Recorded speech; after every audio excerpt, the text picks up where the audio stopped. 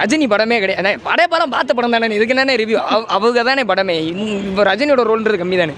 நீலாம்பரி அந்த screen play அவங்க இருக்கிற டைம் பூராமே பயங்கரமாக இருக்கும் படம். எல்லாமே பார்த்த படம் தானே. அரட்டி விட்டாங்க.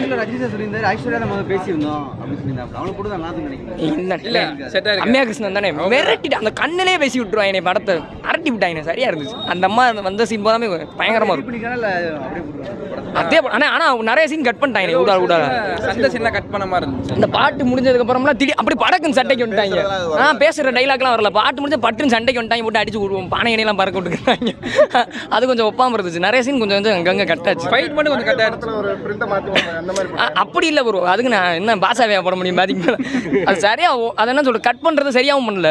ஒரு அது என்னன்னு சொல்கிறது, ஒரு ஃப்ளோ போயிட்டு இருக்கிறப்ப டப்புன்னு நிறுத்தி விட்ட மாதிரி இருந்துச்சு. அது கொஞ்சம் உழப்பு போயிட்டாங்க. அந்த மற்றவனே நல்லா இருந்துச்சு. அதெல்லாம் சூப்பராக இருந்துச்சு. தேட்டர் நல்லா இருந்தனால அது தெரியலை வெளியே. மற்ற தேட்டர் போனீங்கன்னா தெரியுமான்னு தெரியல.